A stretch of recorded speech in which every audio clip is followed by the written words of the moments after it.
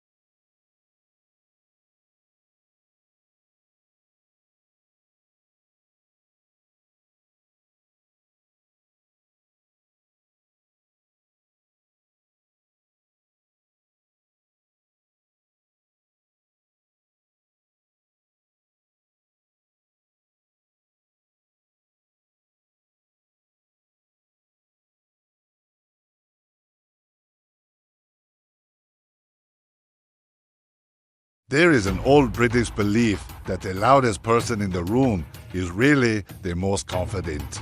The monarchy, at its best, understands this instinctively. It survives not by shouting relevance, but by demonstrating it. And this is where Prince Harry's position grows precarious not because of tabloids, but because of contrast. Harry insists his life is uniquely endangered, yet danger, like credibility, erodes when overstated. When every movement is framed as a crisis, crisis itself becomes background noise. The state begins to ask a dangerous question. Is this protection about safety or about symbolism? Catherine, meanwhile, answers nothing directly. She doesn't have to. Her silence does the work. A quiet evening at the ballet becomes a constitutional footnote, a case study for bureaucrats who now must justify expense with evidence, not empathy. Think of it from the Home Office's perspective. On one side, a working royal who blends into public life with discipline and restraint.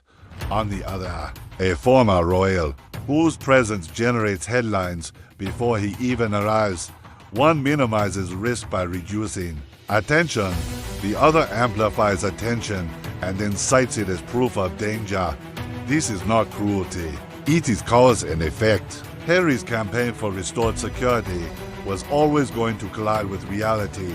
Reality inconveniently wears a tiara and enjoys ballet. And reality does not need to announce itself to feel secure. There is also the looming question of Birmingham. Invictus, a public stage, a symbolic return, perhaps even a test run for reconciliation.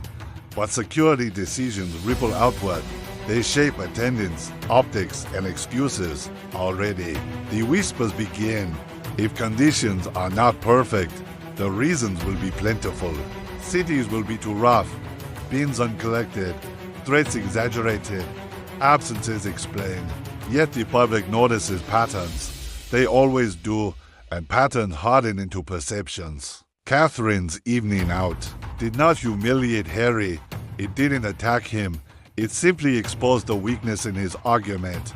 If the system can protect her without fuss, why can it not manage him without extravagance? And if it can manage him without extravagance, why should it pay for spectacle? This is the moment Harry underestimated. Not the press, not the palace, but the power of quiet competence.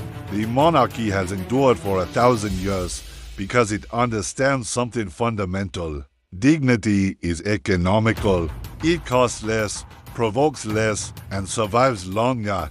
Catherine embodies this principle almost to a fault. Harry, by contrast, keeps trying to litigate legitimacy into existence. And here is the final irony.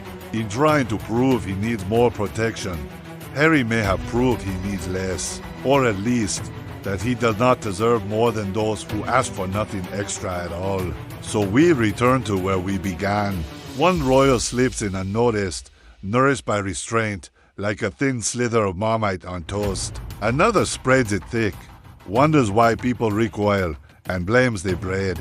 That is why this matters, not because of gossip, not because of sides, but because, in the softest possible way, Catherine has reframed the argument, and once reframed. It cannot be unseen. Now I want to hear from you. Do you think quiet dignity is winning this battle, or is Harry fighting a war the system no longer recognizes? Drop your thoughts in the comments below. Let's talk.